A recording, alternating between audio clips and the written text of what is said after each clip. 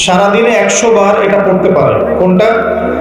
লা ইলাহা ইল্লাল্লাহ ওয়াহদাহু লা শারীকা লাহ লাহুল মুলক ওয়া লাহুল হামদ ওয়া হুয়া আলা কুল্লি শাইইন কাদির।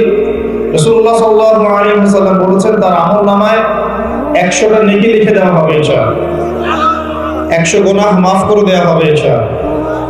এবং সারাদিন তাকে শয়তানের যে ফিতনা এখান থেকে তাকে নিরাপত্তা দেওয়া হবে ইনশাআল্লাহ। এবং ওই দিন আল্লাহর কাছে যে লিস্ট যাবে, আমলের লিস্ট, এই তালিকার মধ্যে তার চেয়ে বেশি ভালো কেউ করতে পারবে না ইনশাআল্লাহ। তবে সেই ব্যক্তি ব্যতীত যে তার চেয়ে বেশি এই কালিমা পাঠ করেছে। তো প্রত্যেকদিন 100 বার করে এগুলো পড়ার অভ্যাস গড়ে তুলবেন ইনশাআল্লাহ। বেশি বেশি আল্লাহ পাকের জিকির করলে কি হয়? বেশি বেশি আল্লাহ পাকের জিকির করলে আল্লাহর মারিফত পাওয়া যায়। কি পাওয়া যায়? মারিফত, আল্লাহ পাকের পরিচয়, আল্লাহ পাককে আপন করে পাওয়া যায়। জিহ্বা যদি আল্লাহর জিকিরে সিক্ত থাকে তখন মনের মধ্যে আল্লাহর নূর আসবে। কি আসবে? আল্লাহর নূর। এটা আবার কি জিনিস? বিজ্ঞান তো এগুলোর ব্যাখ্যা করতে পারছে না, সায়েন্স তো আর নূরের ব্যাখ্যা করতে পারছে না। পারছে? পারছে না। নূর অর্থ কি? আলো। নূর মানে কি? আলো। আল কোরআনুল কারীমের মধ্যে সূরা নূর নামে একটা সূরা আছে না? আছে? কতজন পড়েছেন সূরা নূর? হাত তুলে দেখি। মাশাআল্লাহ। এভাবেই তো আল কোরআনের আলো ঘরে ঘরে জ্বলবে, তাই না ভাই? ইনশাআল্লাহ। যেদিন যেদিন প্রত্যেকটা হাত উঁচু হবে সেদিন জ্বলবে ইনশাআল্লাহ, এখন জ্বলবে না। কারণ সূরা নূর দেখলেন, এখানে যদি 10,000 মানুষ বসে থাকেন তাহলে সূরা নূর পাঠ করেছেন দেখলেন 100 জন হাত উঁচু করে নেয়। তো এভাবে কি সত্যি সত্যি আল কোরআনের আলো ঘরে ঘরে জ্বলবে? সত্যি কথা বলেন, আল কোরআন বিশুদ্ধ করে তেলাওয়াত করতে পারেন কতজন? হাত তোলেন। সত্যি কথা বলেন, মিথ্যার কোনো দরকার নেই। মাশাআল্লাহ, আপনারা হাতের সংখ্যাগুলো খেয়াল করেন, হাত নিচু করেন। এবার যারা বিশুদ্ধ করে তেলাওয়াত করতে জানি আলহামদুলিল্লাহ, তাদের মধ্যে কতজন কোরআন অর্থ সহ পড়েছেন জীবনে একবার? জীবনে অন্তত একবার কোরআন অর্থ সহ পড়েছেন কারা কারা? আপনি হাতের সংখ্যা কাউন্ট করতে পারবেন। এখন যদি আরো কঠিন প্রশ্ন করি যে আমরা যারা কোরআন পড়েছি বা অর্থ জানার চেষ্টা করছি তাদের মধ্যে কতজন কোরআনের আদেশ নিষেধগুলো মেনে চলি, দেখবেন হাতের সংখ্যা আরো নেমে যাবে। নামবে না? নামবে। কোন কোন ক্ষেত্রে দেখা যায় কোরআনের কিছু কিছু আদেশ আমরা ঠিকই মেনে চলতে চাই, কিন্তু যে আদেশগুলো মানলে আমাদের দুনিয়াবি সমস্যা হয় সেগুলো মানতে চাই না। যেমন ধরেন, আমরা 5 ওয়াক্ত নামাজ সবাই স্বীকার করি, কেউ পড়ুক না পড়ুক মেনে নেয় যে হ্যাঁ নামাজ ফরজ পড়তে হয়, আমি পড়ছি না, খারাপ কাজ করছি। কিন্তু অনেক সময় দেখা যায় যে 5 ওয়াক্ত নামাজ পড়ার পরেও আমরা সুদ ছাড়তে পারছি না। এমন হয় না? নামাজ পড়ছি, রোজা রাখছি, যাকাতও দিচ্ছি, মাশাআল্লাহ দান সাদাকাও করছি, ঘুষ ছাড়তে পারছি না, দুর্নীতি ছাড়তে পারছি না। এমন হয় না? মোট কথা হচ্ছে যে কোরআনের যে অংশগুলো আমল করলে খুব একটা দুনিয়ার ক্ষতি নাই, সেগুলো আমল করতে আমাদের কোনো সমস্যা হয় না। হয় যে আমলগুলো করলে দুনিয়ার লস আছে সেগুলো আমরা করতে চাচ্ছি না। এটা কি প্রকৃত মুসলিমের পরিচয় হচ্ছে? সূরা নূরের কথা বলতে গিয়ে এখানে এসেছি।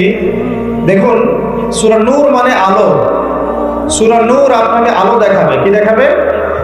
এই সূরা, সূরা শব্দের অর্থ, একটা অর্থ এটাও হয়, সূরা একটা অর্থ হচ্ছে উঁচু স্থান। সূরা মানে কি? উঁচু স্থান। সূরা মানে চ্যাপ্টার, অধ্যায়, এটা ঠিক আছে। আরেকটা অর্থ হচ্ছে উঁচু স্থান। আপনি যখন কোনো উঁচু স্থানে গিয়ে দাঁড়াবেন তখন আশপাশের সমস্ত দৃশ্য আপনার কাছে খুব সহজভাবে উপস্থাপিত হবে, তাই নয়? তাই নয় কি?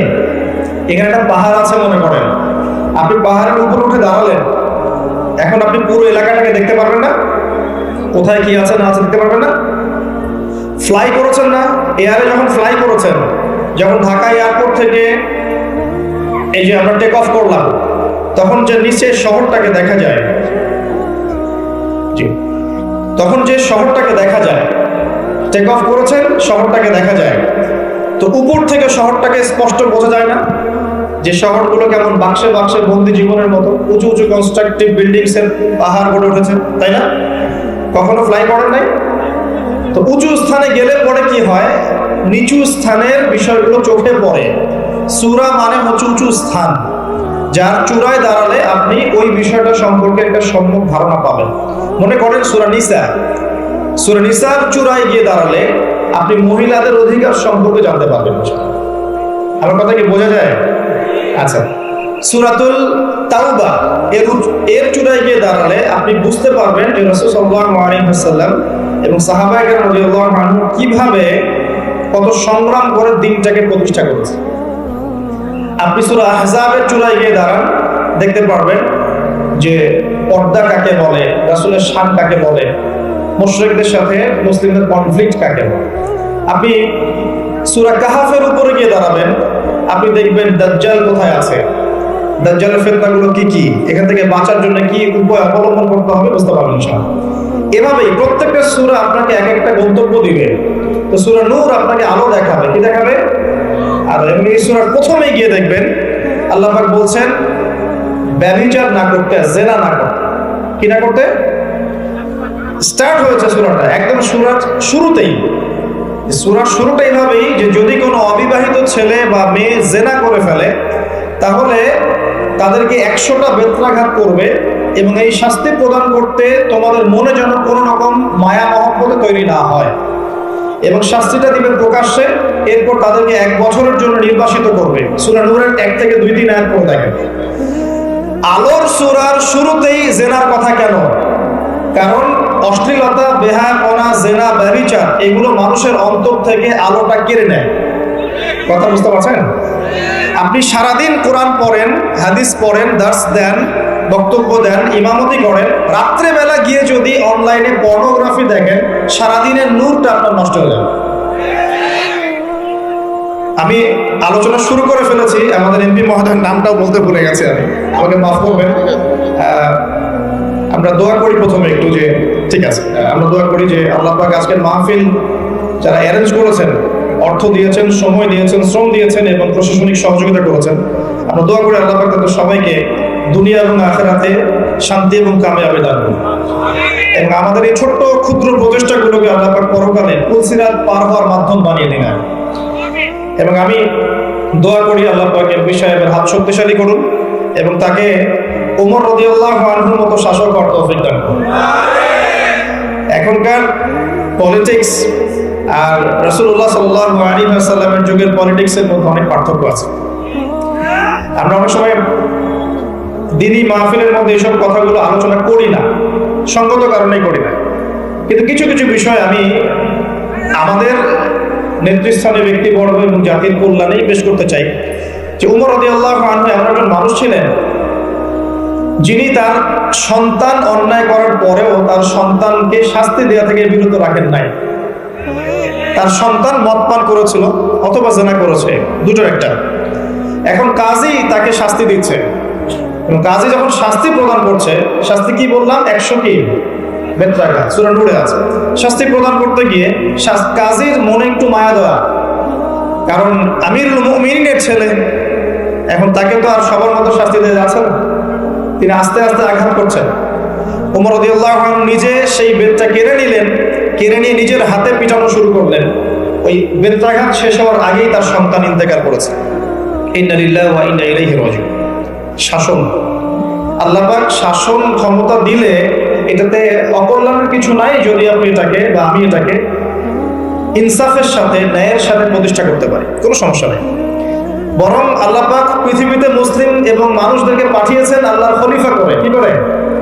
সূরা বাকারা পড়েন, আল্লাহ পাক প্রথমেই বলেছেন ওয়াইজ ক্বালা রাব্বুকা লিল মালাইকা ইন্নী জাইলুন ফিল আরদি খলিফা। হে নবী, স্মরণ করুন সেই সময়ের কথা যখন আল্লাহ পাক ফেরেশতাদেরকে বললেন যে আমি পৃথিবীতে আমার খলিফা পাঠাতে চাই। কি পাঠাবেন? খলিফা। খলিফা কাকে বলে? আর খলিফা কাকে বলে এর ব্যাখ্যা জানতে হলে আমাদেরকে কোরআনেই যেতে হবে। সূরা সদ। কোন সূরা? সূরা সদ। আল্লাহ পাক আদম আলাইহিস সালামকেও খলিফা বলেছেন, আরো একজন নবীকেও খলিফা বলেছেন। সেই নবীর নাম কি বলতে পারবেন কেউ? দাউদ আলাইহিস সালাম। কি নাম? দাউদ আলাইহিস সালাম। আর দাউদ আলাইহিস সালাম এই জেরুজালেম থেকে বিশ্ব শাসন করেছেন, খলিফা ছিলেন। তার ছেলে সুলাইমান আলাইহিস সালাম এই জেরুজালেম থেকেই বিশ্ব শাসন করেছেন, দুজনে। তো দাউদ আলাইহিস সালামকে আল্লাহ পাক খলিফা বলার পরে আল্লাহ পাক বলছেন সূরা সদের মধ্যে, মেবি 26 কি 24 নম্বর আয়াতে, আল্লাহ পাক বলছেন, ইয়া দাউদ, হে দাউদ, ইন্না জাআলনাকা খলিফাতান ফিল আরদ, আমি আল্লাহ তোমাকে পৃথিবীতে আমার খলিফা করে পাঠিয়েছি। তোমার কাজ কি? তোমার খলিফার ফাংশন কি? ফাহকুম বাইনান নাস বিল হক, তোমার দায়িত্ব হচ্ছে মানুষের মাঝে ন্যায়ের মানদণ্ডে বিচার ফয়সালা করবে, এটা খলিফার কাজ। ওয়ালা তাত্তাবিউল হাওয়া, তুমি তোমার প্রবৃত্তির অনুসরণ করবে না। যারা নিজের প্রবৃত্তির অনুসরণ করেছে, ইউদিল্লুকা আন সাবিলিল্লাহ, এটা তোমাকে আল্লাহর রাস্তা থেকে সরিয়ে নিয়ে যাবে। ইন্নাল্লাযীনা ইউদিল্লুনা আন সাবিলিল্লাহ লাহুম আযাবুন শাদীদ, যারা আল্লাহর সরল পথ থেকে বিচ্যুত হয়ে যাবে তাদের জন্য যন্ত্রণাদায়ক শাস্তি আছে। কেন? বিমা নাসু ইয়াউমাল হিসাব, কারণ হিসাবের দিন তারা ভুলে গিয়েছে। সূরা সাদের 24 থেকে 26 পড়ে। তো এই আয়াতগুলোতে আমরা খলিফার ফাংশন বুঝতে পারলাম। আল্লাহ পাক যাকে যেখানে দায়িত্ব দিবেন, পরিবারে হোক, সমাজে হোক, প্রশাসনে হোক, রাষ্ট্রে হোক, তার কাজ একটা, আল্লাহর হুকুমে তার কাজ একটা। ঠিক আছে? ন্যায়ের মানদণ্ডে মানুষের মাঝখানে বিচার ফয়সালা করতে হবে, অন্যায় করা যাবে না। এখানে ঘুষ, সুদ, দুর্নীতি, করাপশন আশ্রয় নেওয়া যাবে। আপনারা কি আমাকে রাগ করছেন? ফাযাক্কির ইন্নামা আনতা মুযাক্কির, আল্লাহ পাক বলেছেন তুমি উপদেশ দাও, তুমি শুধুমাত্র একজন উপদেশ দাতা। কাকে বলছেন? নবী সাল্লাল্লাহু আলাইহি ওয়াসাল্লাম। লাস্তা আলাইহিম বিমুসাইতির, তুমি কারোর প্রতি দারোগা নও। ইসলাম চাপিয়ে দেওয়ার জন্য আসে না, এসেছে লা ইকরাহা ফিদ-দীন, দ্বীনের উপর কোনো জবরদস্তি নাই, দ্বীনে কোনো জবরদস্তি নাই। ক্বাদ তাবায়্যানা রুশদু মিনাল গায়, সত্য আর মিথ্যা স্পষ্ট হয়ে গেছে, চাপিয়ে দেওয়ার কিছু নেই। বরং আল্লাহ পাক ধর্ম নিয়ে বাড়াবাড়ি করতে নিষেধ করেছে, কিন্তু সত্যটাকে উপস্থাপন করতে আল্লাহ পাক শিক্ষা দিয়েছে। একজন খলিফার কাজ কি? ন্যায়ের মানদণ্ডে মানুষের মাঝখানে বিচার ফয়সালা করা, অন্যায় না করা। ওমর রাদিয়াল্লাহু আনহু নিজের ছেলে অন্যায় করার পরেও তাকে নিজ হাতে শাস্তি দিয়েছে। একটা বলবো, ওই যে ঘটনা জানেন, রাত্রেবেলা জনগণের খোঁজ খবর নিতেন তিনি, রাতের অন্ধকারে তাহাজ্জুদ নামাজ পড়তেন, পড়ার পরে বের হয়ে যেতেন, বের হয়ে মানুষের দুয়ারে দুয়ারে দুয়ারে। এখন এটা কঠিন, তখন কিছুটা সহজ ছিল কারণ মানুষ কম ছিল। তো এখন অন্য পদ্ধতি আছে। যাই হোক, শুনতে পেলেন যে মায়ের সন্তানরা কান্নাকাটি করছে, জিজ্ঞাসা করলেন কেন কান্নাকাটি করছে সন্তান। তখন এই মহিলা বলছে, সন্তানের মারা বলছে, ওয়াল্লাহি হাদা বাইনি ওয়া বাইনা ওমর, আল্লাহর কসম করে বলছি এটা আমার এবং ওমরের মাঝখানের বিষয়। আমি ওমরের নামে আল্লাহর কাছে নালিশ করব। কি নালিশ করবো? যে ওমরের আমলে আমি না খেয়ে আছি, আমার সন্তান না খেয়ে আছে। কথা বুঝতে পারছেন? এই কথা শোনার সাথে সাথে ওমর রাদিয়াল্লাহু আনহু মানে বুকে আল্লাহ পাকের ভয় চলে আসলো, হৃদয় প্রকম্পিত হলো। প্রকম্পিত হওয়ার পর তিনি নিজে চলে গেলেন মদিনায়, যেটাকে বলি আমরা বাইতুল মাল, মানে রাষ্ট্রীয় সম্পদ যেখানে থাকতো ওটাকে বাইতুল মাল বলা হতো। সেখান থেকে একটা আটার বস্তা নিজের কাঁধে উঠিয়েছেন, উঠিয়ে নিজে পায়ে হেঁটে ওই মহিলার বাসায় যাচ্ছেন। তার পাশে থাকা একজন সাহাবী, তিনি বলছেন, তার নাম আসলাম রাদিয়াল্লাহু আনহু, তিনি বলছেন যে ইয়া আমিরুল মুমিনিন, হে আমিরুল মুমিনিন, আমাকে দিন, আনা আহমিলুক, আমি এটাকে বহন করে নিয়ে যাই। আপনি চলেন, সাথে সমস্যা নেই, আমি বহন করে নিয়ে যাই অ্যাটলিস্ট। তখন ওমর রাদিয়াল্লাহু আনহু বলছেন, দিলের কান দিয়ে শুনুন কথাগুলো। ওমর রাদিয়াল্লাহু আনহু বলছেন, হাল আনতা তাহমিলু উযরি ইয়াউমাল কিয়ামা, তুমি কি কিয়ামতের মাঠে আমার পাপের বোঝা বহন করবে? সুবহানাল্লাহ, চিন্তা করলেন, নিজের হাতে গেলেন, রান্না করে খাওয়ালেন, তারপরে বললেন আগামীকাল তুমি আমিরুল মুমিনিনের দরবারে এসো, সেখানে আমাকে পাবে। এই হলো ওমর রাদিয়াল্লাহু আনহুর খেলাফত। একদিন তিনি তার যে উট, এটাকে পরিষ্কার করছেন। আলী রাদিয়াল্লাহু আনহু দেখে বলছেন, আমিরুল মুমিনিন, আপনি পরবর্তী জেনারেশনের জন্য অনেক কঠিন আদর্শ রেখে যাচ্ছেন। আপনি এত কাজ করছেন, তারপরে নিজের কাজও নিজে করছেন। তখন ওমর রাদিয়াল্লাহু আনহু বলছেন, ওয়ালা তালুমুনি ইয়া আবুল হাসান, হে আবুল হাসান, আমাকে এভাবে বিব্রত করো না, কারণ আমি ভয় করি যে আমি যে অর্ধবিশ্ব শাসন করছি, তারপরে আমি ভয় করি যে আমার এই শাসনের আন্ডারে যদি একটা রাখালও না খেয়ে মারা যায়, আমি ভয় করি আল্লাহ এই জন্য আমাকে জবাবদিহি করো। আরেকটা বলে শেষ করে দিই, বেশি কিছু হবে না। আমর ইবনে আস রাদিয়াল্লাহু আনহু, তিনি একজন গভর্নর, কোথাকার? মিশরের। কার আমলে আছেন? ওমর রাদিয়াল্লাহু আনহুর সময়। তো তার ছেলের নাম হচ্ছে মুহাম্মদ। তো সেই মুহাম্মদ আমর ইবনে আসের ছেলে রাদিয়াল্লাহু আনহু, বাবার পলিটিক্যাল পাওয়ারে মিশরের মানুষের উপরে কিছুটা জুলুম করা শুরু করেছে। এটা হয় না এমন মাঝে মাঝে? এমন হয় না? হতে পারে। তো তো এখন ওই মিশরের কিপ্তি এক লোক যার উপর জুলুম করেছে, এই ভদ্রলোক এসে ওমর রাদিয়াল্লাহু আনহুকে নালিশ করছে যে আপনার নিযুক্ত এই গভর্নরের ছেলে আমাকে জুলুম করেছে। এবার ওমর রাদিয়াল্লাহু চিঠি লিখে পাঠালেন যে বাবা এবং ছেলে দুজনকে মদিনায় নিয়ে আসো। দুজনকে মদিনায় নিয়ে আসা হলো। আনার পরে ওই কিপ্তিকে ডাকা হচ্ছে, আইনাল কিপ্তি, কিপ্তি কোথায়? কিপ্তি আসলো, এসে বলছে এই যে আমি আমিরুল মুমিনিন। নিজের হাতের লাঠিটা এই কিপ্তির হাতে দিয়ে আমিরুল মুমিনিন বলছেন ইদরিব ইবনাল আকরামিন, এখন সবার সামনে তুমি এই সম্মানের ছেলেকে পিটাও। চিন্তা করে দেখেন, মসজিদ নববীর মধ্যে অনেক সাহাবী আছেন, তাদের সামনে আমর ইবনে আস রাদিয়াল্লাহু আনহু আছেন, তার ছেলেকে তার সামনে পিটাতে বলা হচ্ছে। কে বলছেন? ওমর রাদিয়াল্লাহু আনহু। সে কিপ্তি বিব্রত, যাই হোক পিটালেন।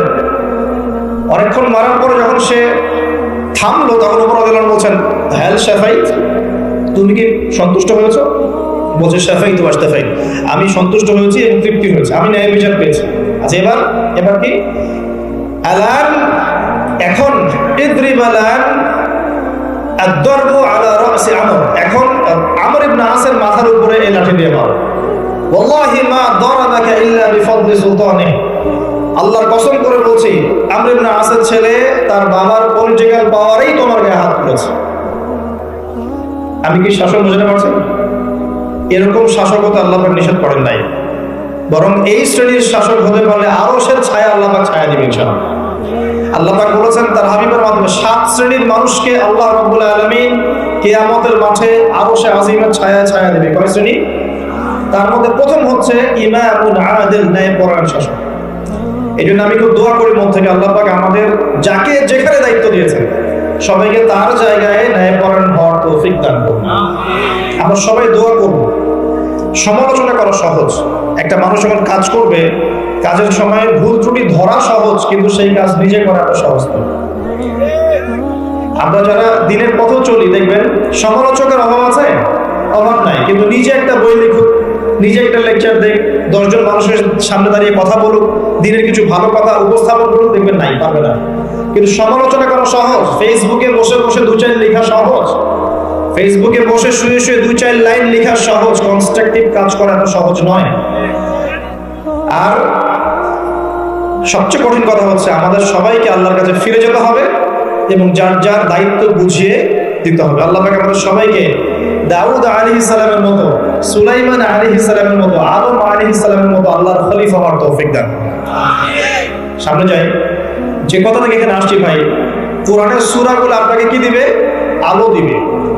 তো নূর, সূরা নূরের প্রথমেই আল্লাহ পাক আলোর কথা আলোচনা করছেন। কোন টপিক দিয়ে? জেনা দিয়ে, ব্যভিচার দিয়ে। যে ব্যভিচার যদি কেউ করে, জেনা যদি কেউ করে, তাকে তোমরা 100টা বেত্রাঘাত করো। এটা ইসলামিক লস। এখন সারা বিশ্বের খুব কম জায়গায় এটার ইমপ্লিমেন্টেশন আছে, তবে ইনশাআল্লাহ তাআলা যখন ইমামুল মাহদি আসবেন, ঈসা ইবনে মারইয়াম আসবেন, তখন আবারও এটা বাস্তবায়িত হবে ইনশাআল্লাহ। এটা আগে ছিল, এখন নাই সব জায়গায়। যাই হোক, আসমানে আছে, পৃথিবীতে যদি নাও হয় আসমানে শাস্তি হবে ইনশাআল্লাহ। এখন আলোর সন্ধান দেওয়ার জন্য আল্লাহ পাক সবার আগে জেনার কথা কেন বললেন? বিকজ বেপরদামি, বেহায়াপনা, জেনা ব্যভিচারের মধ্য দিয়ে মানুষের অন্তরের নূরটা কি হয়? নষ্ট হয়ে যায়। কি নষ্ট হয়ে যায়? অন্তরের নূর নষ্ট হয়ে যায়। আমার সাথে একটু কথা বলবেন। আপনি যদি সারাদিন ভালো কাজ করেন, কিন্তু রাতের বেলা যদি আপনি গোপনে পাপ করেন, পর্নোগ্রাফি দেখেন বা জেনা করেন, মাদকদ্রব্য সেবন করেন, সারাদিন আপনি যে ভালো কাজগুলো করেছেন এই নূরটা কিন্তু নষ্ট হয়ে যাবে, হবে না? আল্লাহর নূর যদি কলমের মধ্যে না আসে, আপনি আলোর সন্ধান পাবেন না। জাহেলিয়াতের মধ্যে এই যে আলোর দিশা খুঁজে পাবেন না। আমরা বলি না জাহিলিয়াতের অন্ধকার, তো জাহিলিয়াতের অন্ধকারে আলোর দিশা খুঁজে পেতে হলে আলো লাগবে না? এই আলো আপনাকে দিবে কোরআন, স্পেশালি সূরা নূর। সূরা নূরে আল্লাহ পাক আরো বলছেন চক্ষু নিচু করার কথা। আমরা নামাজ পড়ছি যারা, মসজিদে যাওয়া আসার সময় যদি আপনার চোখে বেপরদা কোনো মেয়ে চোখে পড়ে, আপনার চোখের মনের মধ্যে একটা খারাপ ফিলিংস আসে না? নূর নষ্ট হয় না? নূর নষ্ট হয়, আপনি বুঝতে পারেন।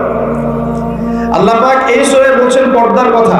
যখন আপনি বেপরদায় চলবেন, আপনার কলবের নূর নষ্ট হয়ে যাবে এবং আপনার দ্বারা আরো হাজারো মানুষের অন্তরের নূরটা নষ্ট হয়ে যাবে।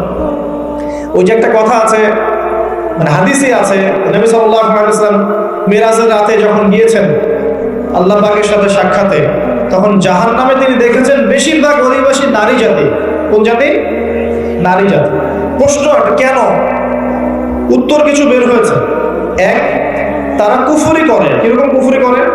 স্বামী যদি সারা জীবন তাদের পিছনে ভালো খরচ করে, ভরণ পোষণ দেয়, ভালোবাসে, যদি কোনো একদিন যদি ঝগড়া হয়ে যায় বা মত পার্থক্য হয়, সেদিন বলে বসবে সারা জীবন তোমার কাছে কিছুই পেলাম। এটা একটা কারণ।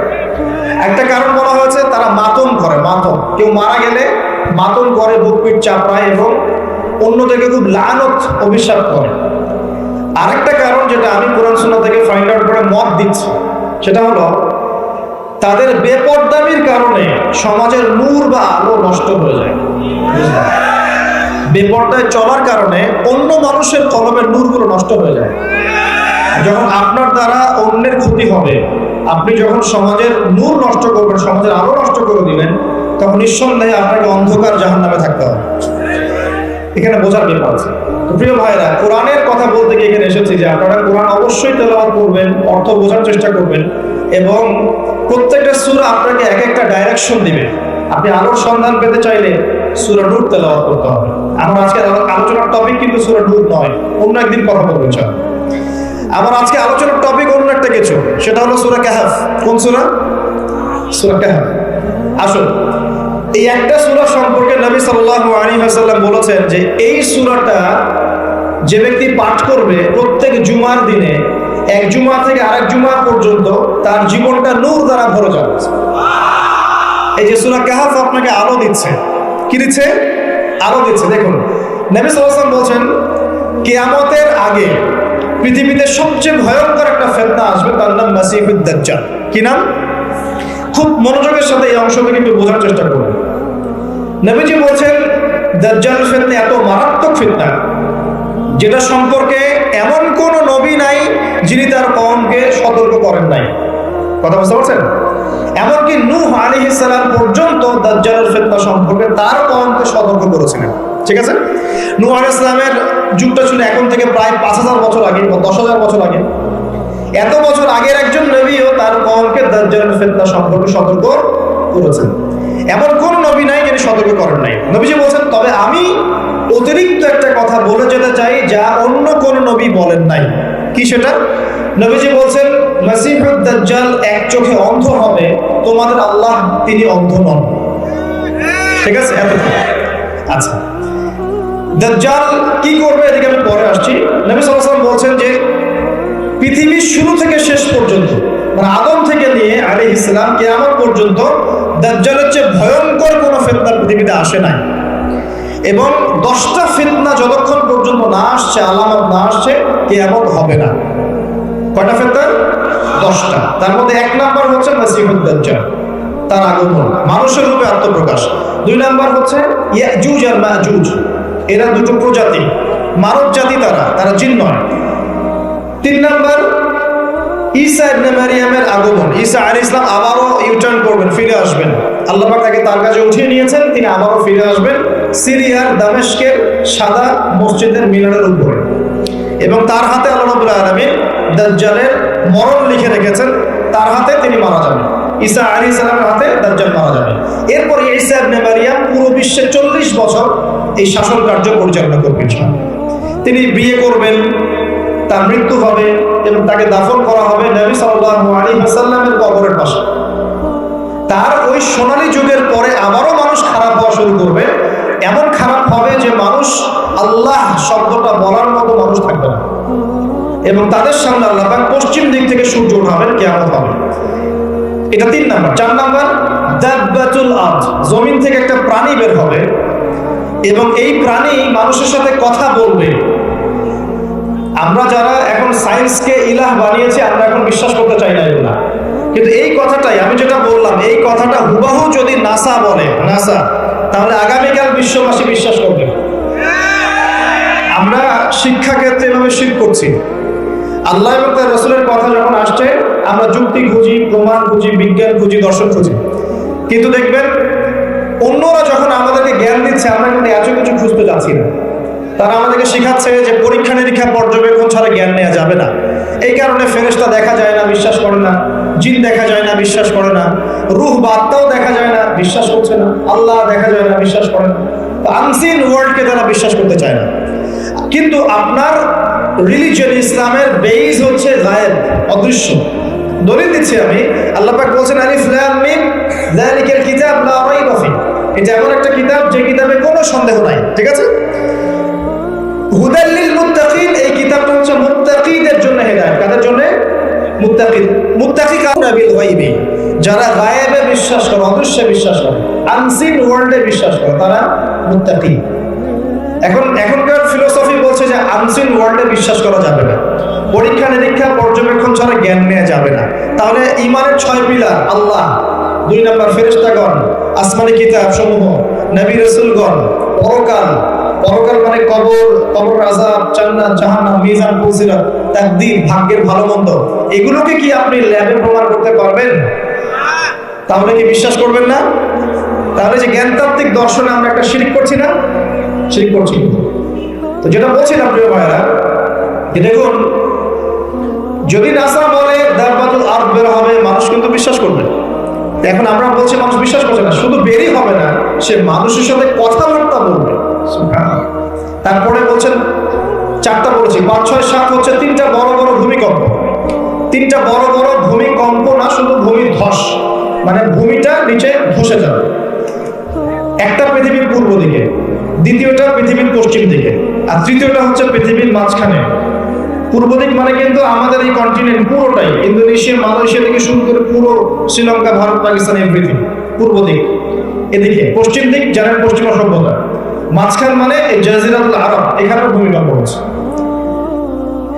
আর আল্লাহ পাকের গজব যখন আসে তখন কিন্তু ভালো মন্দ সবার উপরে আসবে। একটা দলিল দিয়ে দিই, যায়েনাব বিনতে জাহাশ রাদিয়াল্লাহু আনহা, নবী সাল্লাল্লাহু আলাইহি ওয়াসাল্লামের স্ত্রী, তিনি আছেন, নবী সাল্লাল্লাহু আলাইহি ওয়াসাল্লাম ঘুমাচ্ছেন। হঠাৎ তিনি ঘুম থেকে উঠলেন এবং খুব আতঙ্কিত একটা অবস্থায় উঠে বলছেন, লা ইলাহা ইল্লাল্লাহ, লা ইলাহা ইল্লাল্লাহ, ওয়াইলুল লিল আরব, আরবদের জন্য ধ্বংস, আরবদের জন্য ধ্বংস। মিন শাররি কাদ ইকতারাব, কি ভয়াবহ ফিতনা ধেয়ে আসছে ওদের দিকে। যায়েনাব বিনতে জাহাশ রাদিয়াল্লাহু আনহা বলছেন, আনুহলিকু ওয়া ফিনা সালিহুন ইয়া রাসূলুল্লাহ, ইয়া রাসূল সাল্লাল্লাহু আলাইহি ওয়াসাল্লাম, আমাদের মধ্যে সৎ মানুষ থাকা সত্ত্বেও কি আমরা ধ্বংস হয়ে যাব? চমৎকার প্রশ্ন না? আমাদের মধ্যে সৎ ব্যক্তি থাকা সত্ত্বেও কি আমরা ধ্বংস হব? নবীজি বলেন, নাআম, অবশ্যই ধ্বংস হবে। ইযা কাসুরাতিল খাবাস, যখন সমাজের মধ্যে অশ্লীলতা, বেহায়াপনা ছড়িয়ে পড়বে, তখন সবাই ধ্বংস হবে। আল্লাহ পাকের গজব আসলে ভালো মন্দ সবার উপরে আসবে, জালেমদের উপর খাস করে আসবে না। আচ্ছা, ভূমিকম্পের পর কি ইয়েমেন থেকে আগুন বের হবে? নবীজি বলেন, ইয়েমেন থেকে আগুন বের হবে এবং আগুনটা কিয়ামতের মাঠের দিকে মানুষকে তাড়িয়ে নিয়ে যাবে। আর পশ্চিম দিক থেকে সূর্য উঠবে, যখন এমন হবে তখন তওবার দরজা বন্ধ হয়ে যাবে। এই 10টা আলামতকে নবীজি বলছেন, এগুলো না আসা পর্যন্ত কিয়ামত হবে না, লিখে নেন। ঠিক আছে? কিন্তু ছোট ছোট যে আলামতগুলোর কথা নবীজি বলেছেন, এগুলোর 100% এখন আমরা সমাজে দেখতে পারি। 100% জীবনের একদম শেষের দিকে গিয়ে, নবী সাল্লাল্লাহু আলাইহি ওয়াসাল্লামের জীবনের শেষের দিকে গিয়ে তিনি একটা হাদিস বর্ণনা করেছেন, হাদিসে জিবরিল। এই হাদিসে জিবরাইল আলাইহিস সালাম মানুষের রূপে পৃথিবীতে এসে মসজিদে ঢুকে সাহাবীদের সবার সামনে নবীজিকে 4টা প্রশ্ন করেছেন। 1 নম্বর, ইসলাম কাকে বলে, ঈমান কাকে বলে, ইহসান কাকে বলে। 4 নম্বরে গিয়ে বলেছেন কিয়ামত কবে হবে।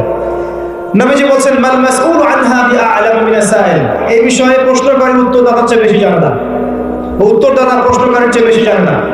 তখন তিনি বলছেন, তাহলে আলামত কিছু বলে দিন। জীবনের একদম শেষের দিকে নবী সাল্লাল্লাহু আলাইহি ওয়াসাল্লাম আমাদের মাত্র 2টো আলামত বলেছেন। কয়টা? 2টো। একটা হচ্ছে আনতালিদাল আমাতু রাব্বাতুহা, যখন দেখবে দাসী তার মনিবকে জন্ম দিচ্ছে, দাসী তার মনিবকে জন্ম দিচ্ছে, তখন কিয়ামতের অপেক্ষা করো। কিভাবে দাসী মনিবকে জন্ম দিতে পারে? পিতা মাতার সাথে দাস দাসীর মতো আচরণ করা হবে। হচ্ছে কি হচ্ছে না? আরেকটা অর্থ হতে পারে, দাসী কিন্তু আসলে মনিবকে জন্ম দেয় না, তার মানে ন্যায় অন্যায়, হক বাতিল, সত্য মিথ্যার মানদণ্ড উল্টে যাবে। উল্টাই নাই? মানুষ সত্যবাদীকে মিথ্যাবাদী বলে না, এখন মিথ্যাবাদীকে সত্যবাদী বলে না। আল্লাহর হালালকে হারাম করছে না, আল্লাহর হারামকে হালাল করে নিচ্ছে না। মানদণ্ড উল্টে গেছে। আমাদের মতো Dhaka, the city of Akhiruzzaman বলেছি আমি, এইসব শহরগুলোতে এগুলো আরো বেশি হচ্ছে। বিশ্বাসের মানদণ্ডই নাই এখন। একজন মানুষ যদি মন থেকে কাউকে দান সৎকার করতে চায়, খাবার খাওয়াতে চায়, ভয়ে খাচ্ছে না, না জানি খাওয়ারে আবার কি মিশাই খাওয়ায় না, বিশ্বাস নাই, আমানতদারিতা নাই, দুর্নীতি, জেনা, ব্যভিচার, পরকীয়া, ব্লু ফিল্মস, পর্নোগ্রাফি, সুদ, এগুলোকে ছেড়ে যায় নাই শহরটা। এটা কি বোঝেন না? এটা কি দেখার জন্য পিএইচডি ডিগ্রি দরকার আছে? ঘরে ঘরে, ফ্ল্যাটে ফ্ল্যাটে জেনা হচ্ছে, ফ্ল্যাটে ফ্ল্যাটে জেনা, শালীদুলা ভাই জেনা, দেবর ভাবি জেনা, ঘরে ঘরে পরকীয়া, স্বামীকে নিয়ে স্ত্রী সন্তুষ্ট না, স্ত্রীকে নিয়ে স্বামী সন্তুষ্ট না, বিয়ে করবে না, পরকীয়া করবে। বিয়ে করলে তো আবার সমস্যা, মানুষ বলবে যে আপনার চরিত্র খারাপ। পরকীয়া করলে সমস্যা নেই, ধরা খাওয়ার চান্স কম। রাত্রেবেলা সেক্স করতেছে, মদ খাচ্ছে, ক্যাসিনোতে রাত কাটাচ্ছে, সকালবেলা অফিসে। বস্তুবাদিতা। এই যে আপনি দাঁড়ান, এই যে ফ্লাইওভারের উপরে গিয়ে দাঁড়াবেন, দেখবেন মানুষ ছুটছে আর ছুটছে কিসের পিছনে? দুনিয়া। আর দুনিয়া, আর দুনিয়া মাত্রা, দুনিয়া ভোগের বস্তু। কেমন? সাগরের মধ্যে আঙ্গুল ডুবালে যতটুকু পানি থাকে হাতে, দুনিয়া। পুরো সাগরটাই আখিরাত। কে বুঝাবে শহরের মানুষকে? শহরে ব্যাঙের ছাতার মতো এডুকেশনাল ইনস্টিটিউশন গড়ে উঠেছে, ওটা নাই? শিক্ষা প্রতিষ্ঠান। কয়টা প্রতিষ্ঠান আপনাকে জ্ঞান শেখাচ্ছে, পরকালীন জ্ঞান? খেয়াল করে দেখবেন। Mills and industries and factories গড়ে উঠছে, আলহামদুলিল্লাহ গড়ে উঠুন, কিন্তু খেয়াল করে দেখবেন সেখানে হারাম রিজিকের একটা ব্যাপক সয়লাভ হচ্ছে না? প্রতারণা দিয়ে, দুর্নীতি দিয়ে, সুদ দিয়ে, ঘুষ দিয়ে, জেনা দিয়ে, ব্যভিচার দিয়ে শহরটা ছেড়ে যাচ্ছে নাকি? ছেড়ে গেছে অনেক আগে, আপনি বুঝতে পারছেন না। জেনা তো একটা ট্রেন্ড। এই যে আমাদের কিশোর কিশোরী যারা আছে, এরা ফ্রি মিক্সিংটাকে হারামও মনে করে না। প্রেমিক প্রেমিকা প্রেম করা, জেনা করা, এটাকে হারামও মনে করে না।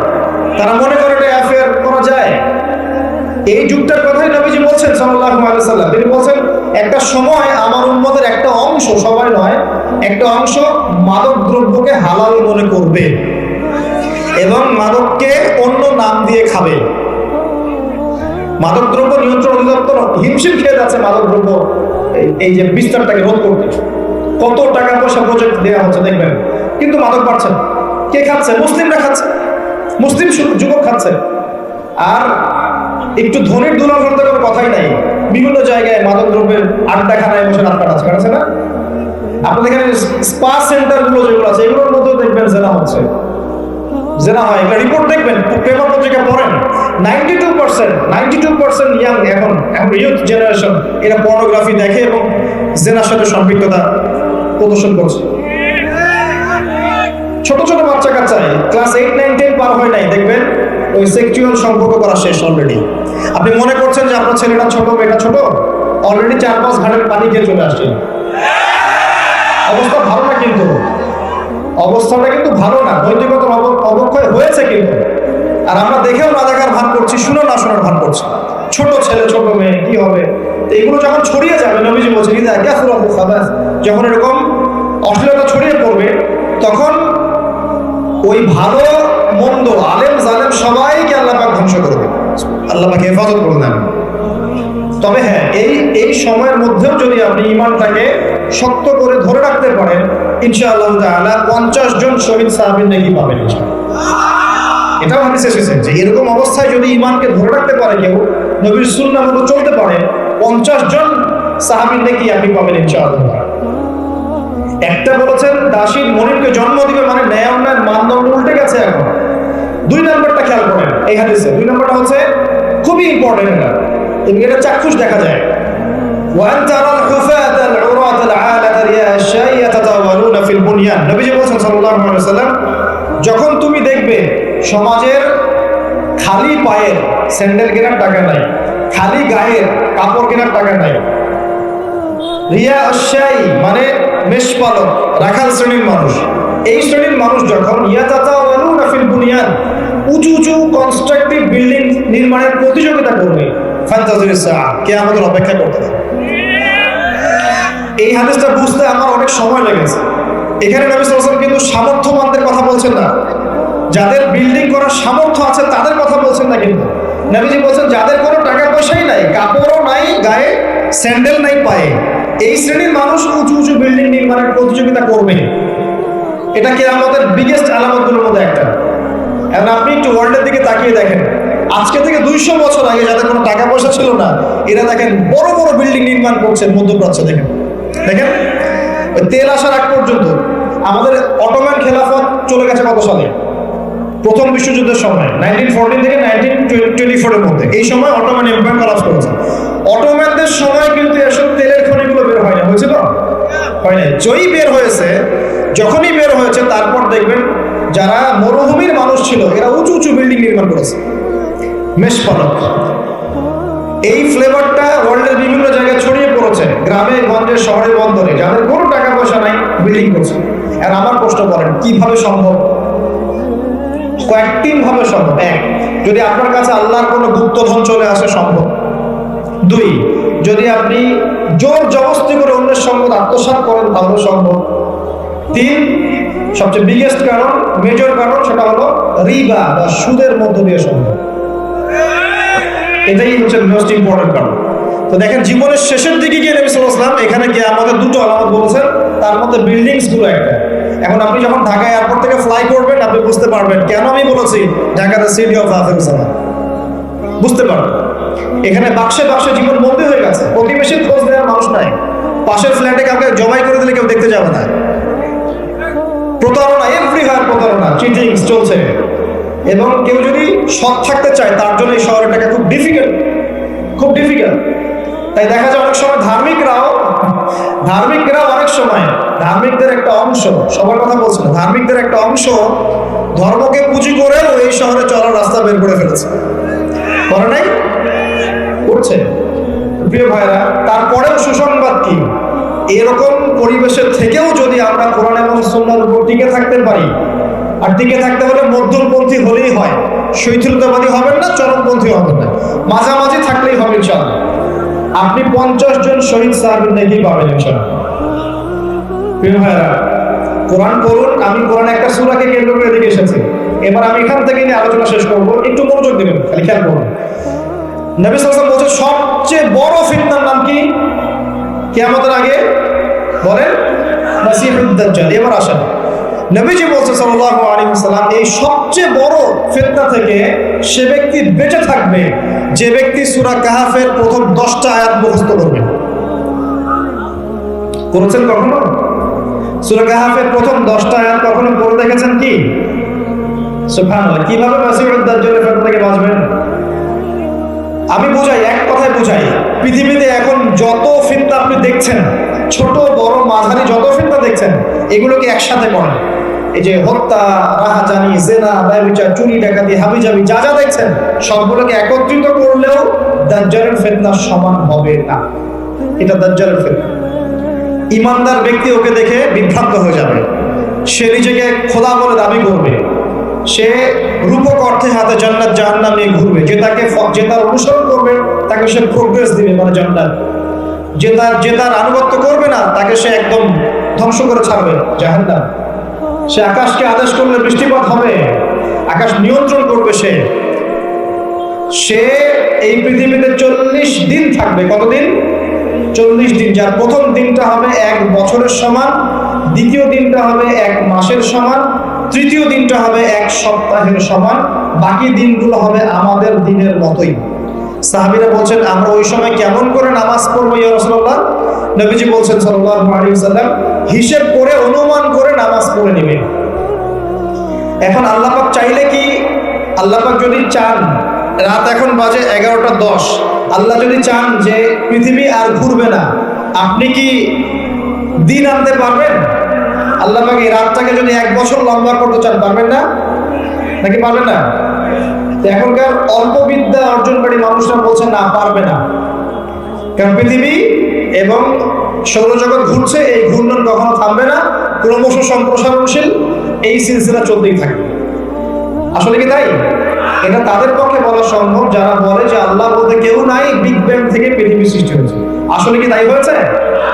যদি তাই হয়েও থাকে, সূরা আম্বিয়া থেকে আমি দলিল দিচ্ছি। সূরা আম্বিয়ার মধ্যে আল্লাহ পাক বলেছেন আওয়ালাম ইয়ারাল্লাযীনা কাফারু আন্নাস সামাওয়াতি ওয়াল আরদা কানাতা রাতকান ফাফাতাকনাহুমা। আল্লাহ বলছেন কাফেররা কি লক্ষ্য করে দেখে না আসমান সমূহ এবং পৃথিবী একটা বিন্দুর মধ্যে ছিল, অতঃপর আমি সেটাকে পৃথক করে দিয়েছি। এই যে বিগ ব্যাং এর দলিল দেয়া যাবে কোরআন থেকে। যদি আপনি বলেন যে বিগ ব্যাং থেকেই সব সৃষ্টি হয়েছে, আমরা বলবো যে হতে পারে, তবে বিগ ব্যাং এর সৃষ্টিকর্তা হচ্ছেন আল্লাহ রাব্বুল আলামিন। আল্লাহ পাকের আদেশে এটা হয়েছে, আল্লাহকে বাদ দিয়ে নয়। একটা কথা মাঝখানে বলে দেই, এই বিশ্বে এখন তিনটা দর্শন চলছে। কয়টা দর্শন? তিনটা। একটা হচ্ছে এলিমিনেশন বা এলিমিনেট করা, মানে বিশ্ব থেকে আল্লাহর কনসেপ্টটাকে এলিমিনেট করা হচ্ছে। দেখুন, সব চাক্ষুষ দেখে বিশ্বাস করতে হবে গড বলতে কি, আল্লাহ বলতে কেউ নেই, ঈশ্বর বলতে কেউ নাই, there is no God, godless world, এটা সরাচ্ছে। আমি গড বলেছি ওদের ভাষায় বোঝার জন্য, আল্লাহর প্রতিশব্দ কখনো গড হয় না, ঠিক আছে? একটা এলিমিনেশন। একটা হচ্ছে, দুই নম্বর হচ্ছে মেটেরিয়ালিজম, মানে বস্তুবাদিতা, মানুষকে খালি বস্তুবাদিতার দিকে ঠেলে দেওয়া হচ্ছে এই যুগে, এই যুগটাতে। আর তিন নম্বর হচ্ছে যে ধর্মকে, রিলিজিয়নকে চ্যালেঞ্জ করা। ধর্মকে চ্যালেঞ্জ করে করে মানুষ বিভিন্ন যুক্তি তর্ক উপস্থাপন করছে। ধর্মের এইটা কেন, পর্দা কেন, ওই কেন, সেই কেন, চোরের কেন হাত কাটতে হবে, ইত্যাদি ইত্যাদি আপনাকে চ্যালেঞ্জ করছে ধর্মকে। এই তিনটা দর্শন দিয়ে, এই তিনটা দর্শনের সাথে দাজ্জালের সম্পর্ক আছে।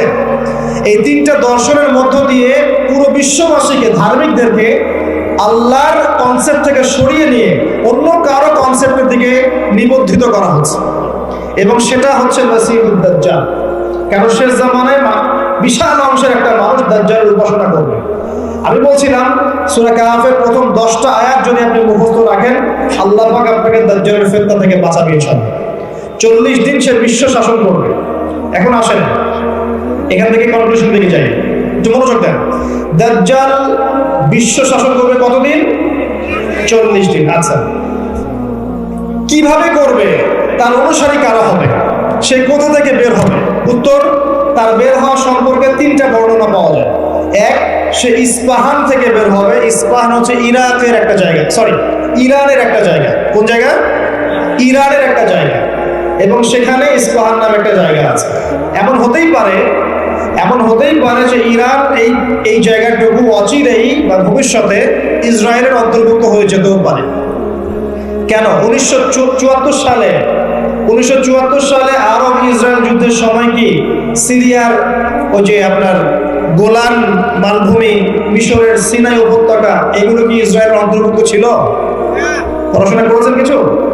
এগুলো ইসরায়েলের অন্তর্ভুক্ত ছিল না, এগুলো মিশরের এবং সিরিয়ার ছিল। মাত্র 6 দিনে সে এই আরবদেরকে পরাজিত করে ওই জায়গাগুলো দখল করে ফেলেছে। মাত্র 6 দিনে। কতদিনে? মাত্র 6 দিনও টিকতে পারে না এই মুসলিম প্রশাসন। 6 দিনের মধ্যেই মিশরের এটা দখল, ওইটা দখল, ঠিক আছে? তো দেখুন 6 দিনে এটা করতে পেরেছে 1974 সালেই, আর এখন তো 2022 চলছে। তো ইস্পাহানের ওই জায়গায় যে ওর অন্তর্ভুক্ত হয়ে যাবে না, কে গ্যারান্টি দেবে? হতেও পারে। আর আপনারা ইরান ইসরায়েলের সম্পর্ক দাকুরাল দেখেন না? দাকুরাল সম্পর্ক কে জানে? আচ্ছা, আরেকটা বড় দেশ আছে, সে বের হবে খোরাসান থেকে। খোরাসান মূলত এই জায়গাটুকুর মধ্যেই পড়ে যায়। আরেকটা হাদিসের মধ্যে আছে শাম এবং ইরাক, ইরাক এবং শাম।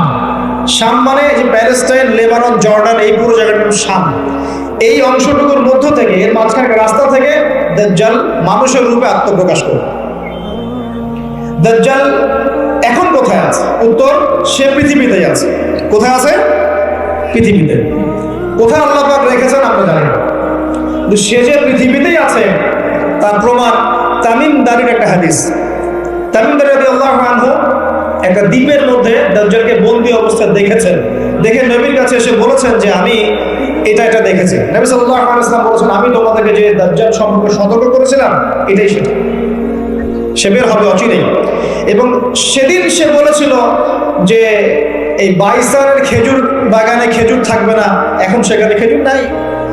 সে বলেছিল তাবারিয়া হ্রদে যখন পানি থাকবে না, তখন আমি বের হব, এখন তাবারিয়া হ্রদে পানি নাই, সময় ক্লোজ।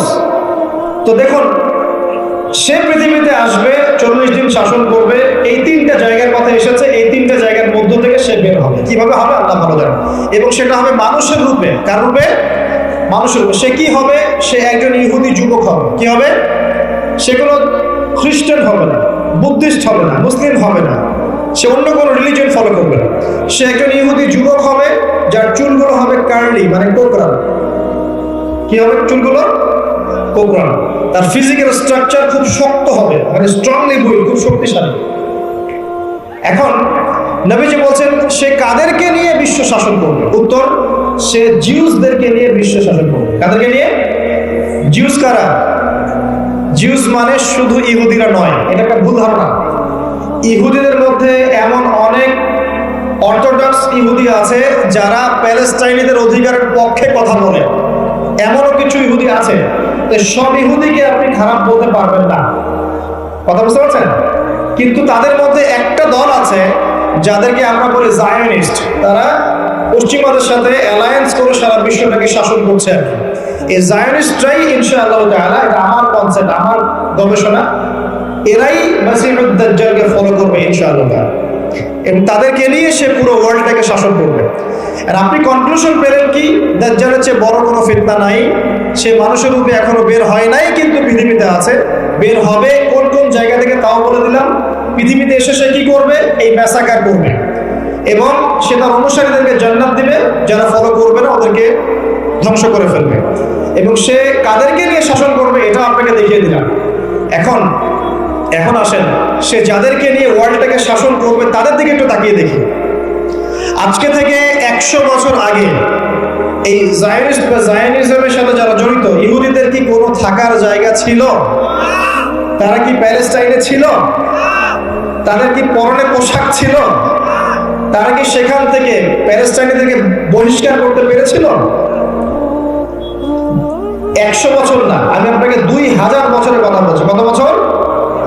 2000 বছর পর্যন্ত তারা সেখানে প্রবেশ করতে পারে নাই।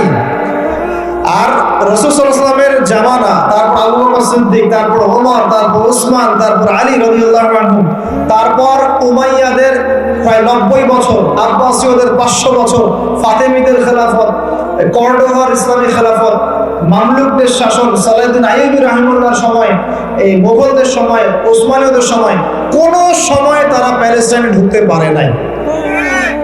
1914-এ যখন ফার্স্ট ওয়ার্ল্ড ওয়ার হয়েছে, তারপর ব্রিটেন সেখান থেকে চলে গিয়ে ওদেরকে জায়গা করে দিয়েছে। ওইখান থেকে 100 বছর হয়ে গেল, তারা সেখানে আরবদের নাকের ডগায় বসে পুরো আরবদেরকে না, পুরো বিশ্বকে শাসন করছে। দাজ্জালকে আপনি দেখেননি, তার অনুসারীদেরকে আপনি দেখেন, তাদের অবস্থা এখন কি? জি বলছি, যাদের থাকার জায়গা ছিল না, খাবার ছিল না, পানি ছিল না, কোনো সার্বভৌমত্ব ছিল না, কোনো রাষ্ট্র ছিল না, তারা এখন পুরো বিশ্বে শক্তিশালী। শুধু তাই নয়, যারা মিলিটারি অ্যাফেয়ার্স সম্পর্কে জানেন, যারা পলিটিক্স করেন, যারা আপনার অর্থনীতি বোঝেন, তারা আমার কথা বুঝবেন, অন্যরা হয়তো বুঝবেন। তারা সেখান থেকে সারা ওয়ার্ল্ডের ব্যাংকিং সিস্টেমগুলো নিয়ন্ত্রণ করে ফেলেছে। আপনি ওদের বাইরে যেতেই পারবেন না, এবং তারা ওদের ব্যাংকিং সিস্টেম দিয়ে সারা ওয়ার্ল্ডকে সুদখোর বানিয়েছে। সুদ ছাড়া কোনো লোন তারা দিবে না। একটা IMF এর লোনের জন্য কত চড়াই উতরাই পার করতে হবে আপনি জানেন না? ইকোনমিক্স পড়েন তাহলে বুঝবেন। এমনি দিবে না, সুদ ছাড়া তো দিবেই না। আর সুদটা আমাদের শোধ করতে হবে না? শোধ করতে হবে। তো এদের সিস্টেমটাই সুদ ভিত্তিক ইকোনমিক সিস্টেম। ফাইন্যান্সে যান, ফাইন্যান্স, পুরো ওয়ার্ল্ডের যে ফাইন্যান্সগুলো আছে এগুলো ওদের হাতে। মিডিয়াতে যান, সারা ওয়ার্ল্ডের বড় বড় মিডিয়াগুলো ওদের হাতে। আপনি পলিটিক্যাল দর্শনগুলোতে যান, পুরো ওয়ার্ল্ডে যে পলিটিক্যাল সিস্টেমগুলো চলছে এগুলো লঞ্চ ওরাই করেছে। খেলাফা নাই, ওই যে খলিফা খিলাফা, এটা বা এখন ওদের দর্শনগুলো চলছে। তারপরে কি? অস্ত্র শস্ত্রের দিকে যান, অস্ত্র শস্ত্র, সারা বিশ্বে যত মারণাস্ত্র, নিউক্লিয়ার ওয়েপন্স এবং থার্মোনিউক্লিয়ার ওয়েপন্স, সবকিছু এখন ওদের কাছে। কয়টা মুসলিম কান্ট্রির কাছে নিউক্লিয়ার ওয়েপন্স আছে বলেন? কয়টা মুসলিম কান্ট্রির কাছে আকাশ প্রতিরক্ষা ব্যবস্থা আছে, মিসাইলস আছে? উত্তর কোরিয়ার কাছে থাকলেও দেখা যায় যে তুরস্কের কাছে নাই। দেখবেন যে কি বলবো, চায়না, রাশিয়া ওদের কাছে থাকলেও আমাদের আরব কান্ট্রির কাছে নাই। তো দেখেন, ওয়ার্ল্ডকে এই জায়গা থেকে বোঝেন, বিশৃঙ্খলা করে না। দাজ্জালকে যদি বিশ্ব শাসন করতে হয়, আপনাকে যদি বিশ্ব শাসন করতে হয়, আমাকে যদি বিশ্ব শাসন করতে হয়, তাহলে আমাকে বিশ্বের মিডিয়া, প্রযুক্তি, ফাইন্যান্স, ইকোনমিক্স, পলিটিক্স নিয়ন্ত্রণ করতে হবে কি হবে না? সহজ কথা বলেন, হবে কি হবে না? হবে না? আপনার যদি ইকোনমিক কোনো পাওয়ার না থাকে, ডমিনেন্স না থাকে, আপনি কি সারা ওয়ার্ল্ডের ইকোনমি নিয়ন্ত্রণ করতে পারবেন? শ্রীলঙ্কা কি পারবে সারা বিশ্বের ইকোনমি নিয়ন্ত্রণ করতে? পারবে? বাট USA পারে, কারণ ডলার। কারণ কি? ডলার। বুঝতে পারছেন কথা? এই যে মালদ্বীপ কি পারবে সারা ওয়ার্ল্ডের মিডিয়া নিয়ন্ত্রণ করতে? পারবে? পারবে না। বাট ইসরায়েল পারবে, বাট বিকজ ওর কাছে গুগল, অ্যাপল ট্যাপল সব হবে। তার মানে এক কথায় ওয়ার্ল্ডকে রুল করতে হলে আপনার ওয়ার্ল্ডের বড় বড় জিনিসগুলোকে নিয়ন্ত্রণ করতে হবে না? দাজ্জাল না আসলেও তার অনুসারীরা এগুলো অলরেডি নিয়ন্ত্রণ করে ফেলেছে। আমি কি এখন আপনার থেকে বোঝাতে পারছি যে নূর বা আলো কি জিনিস? নূর অর্জন করলে আপনি এমন কিছু দেখবেন, এমন কিছু বুঝবেন যেটা সবাই বুঝবে না। ওই জন্য যে সবাই তো আর হামজা রাদিয়াল্লাহু আনহুর কবরের পাশে দাঁড়িয়ে জান্নাতের ওই কবর থেকে ঘ্রাণ পাবে না, পাবে? যাদের অন্তরের মধ্যে আত্মশুদ্ধি আছে, নূর আছে, আল্লাহর মারিফত আছে, এরা পাবে ইনশাআল্লাহ। যার অন্তরে মুনাফিকি নেফাকি আছে, সে কি আল্লাহর ওলির কবরের পাশে গিয়ে রূহ পাবে নাকি? সে কি সাহাবীদের মধ্যে কারো কবরের পাশে গিয়ে সুঘ্রাণ পাবে নাকি? আব্দুল্লাহ বিন উবাই উহুদের যুদ্ধের মাঠ থেকে পালিয়ে যায় নাই? সে কি উহুদের মাঠ থেকে জান্নাতের ঘ্রাণ পেয়েছে? পায় নাই। কিন্তু একজন সাহাবীর নাম বলি, আনাস বিন নাজার। কি নাম? আনাস বিন নাজার রাদিয়াল্লাহু আনহু। তিনি উহুদের যুদ্ধের মাঠে কি করছেন আমি একটু দেখেন। একটা গুজব ছড়িয়ে পড়েছে যে মুশরিকরা মুহাম্মদ সাল্লাল্লাহু আলাইহি ওয়াসাল্লামকে হত্যা করেছে। নাউজুবিল্লাহ। কারণ উহুদের যুদ্ধে আমাদের নবীর এখানে আঘাত লেগেছে, এই যে ভ্রুর এই নিচে কড়া ঢুকে গেছিল, একটু পায়ের মধ্যে আঘাত পেয়েছিলেন, তারপর দাঁত মোবারক শহীদ হয়ে গিয়েছিল। আব্দুল্লাহ বিন কামিয়া নামে এক লানাতুল্লাহ, এক মুশরিক নবীজিকে আঘাত করেছেন। ঠিক আছে, তো একটা গুজব ছড়িয়ে পড়েছিল যে মুশরিকরা মুহাম্মদ সাল্লাল্লাহু আলাইহি ওয়াসাল্লামকে হত্যা করেছে। নাউজুবিল্লাহ। তখন অনেক সাহাবী অস্ত্র ফেলে দিয়ে বসে যান, যে নবী নাই আমরা যুদ্ধ করে কি করব? কথা বুঝতে পারছেন? তারা হাতে হাত রেখে বসে আছে। এখন এই আনাস বিন নাজার রাদিয়াল্লাহু আনহু তিনি বলছেন, কি হয়েছে তোমাদের, সমস্যা কি?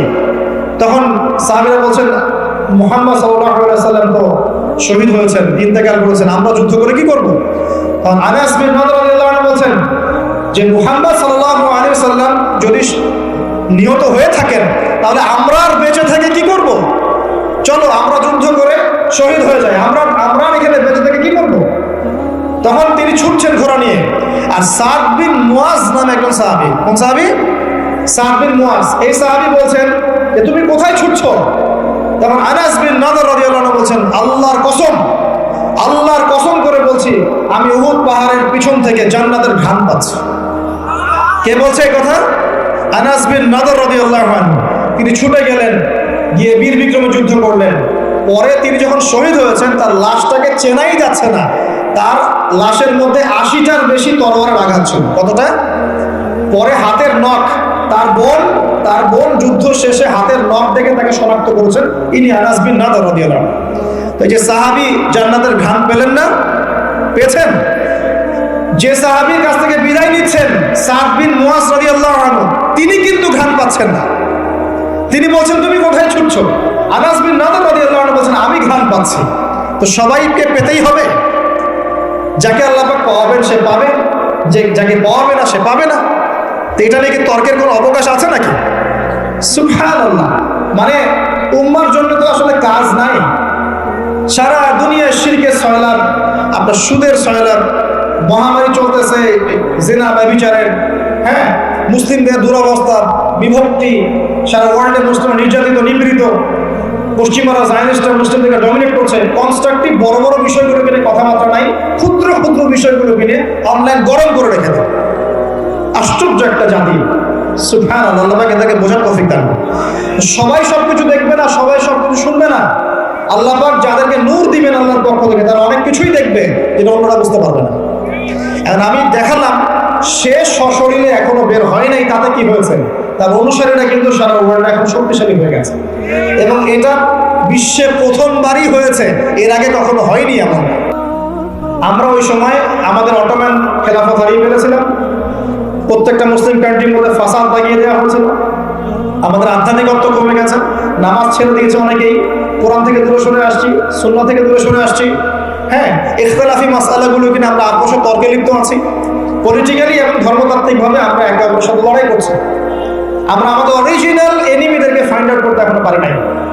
আমরা আমাদের জীবনের লক্ষ্যটাই অনেকে বুঝতে পারি কি কারণে আমরা পৃথিবীতে এসেছি। তো শুধু হালুয়া রুটি আর সেমাই খেলে কি হবে? ওয়ার্ল্ড অ্যাফেয়ার্সটা বুঝতে হবে, কোরআন সুন্নাহ দিয়ে আমাকে ডিল করতে হবে। এখন প্রশ্ন হচ্ছে এই বিষয়টা কি চিরস্থায়ী হবে? উত্তর না। মুসলিমদের উপরে যে ডমিনেন্স এবং আমাদের ব্যাকফুট চলে আসা, এটা কিন্তু চিরস্থায়ী হবে না ইনশাআল্লাহ তাআলা। ইনশাআল্লাহ তাআলা অচিরে আল্লাহ রাব্বুল আলামিন মুসলিমদের এই দুরবস্থাগুলো কাটিয়ে ফেলবে ইনশাআল্লাহ। মুসলিমদেরকে আল্লাহ পাক ইমামুল মাহদির নেতৃত্ব দিবেন, ঈসা ইবনে মারইয়্যমকে আল্লাহ পাক আবার পাঠাবেন এবং তাদের হাতে আবারও ইনশাআল্লাহ তাআলা এই প্যালেস্টাইন মুক্ত হবে ইনশাআল্লাহ। শুধু তাই নয়, সেখান থেকে নবী ঈসা ইবনে মারইয়্যম সারা বিশ্বে ইসলাম প্রতিষ্ঠা করবেন ইনশাআল্লাহ। যারা তাকে মেনে নিবে তারাও সম্মানিত হবে, তারা ইসলামকে মেনে নিবে সম্মানিত হবে, কোরআনকে মেনে নিবে সম্মানিত হবে, সুন্নাহকে মানবে সম্মানিত হবে ইনশাআল্লাহ। যারা মেনে নিবে আল্লাহ পাক তাদেরকে সম্মানিত করবেন ইনশাআল্লাহ। আর যারা মানবে না আল্লাহ পাক তাদেরকে সরিয়ে দিবেন। আল্লাহর আযাব গজব আসলে কেউ পার পাবে না ইনশাআল্লাহ।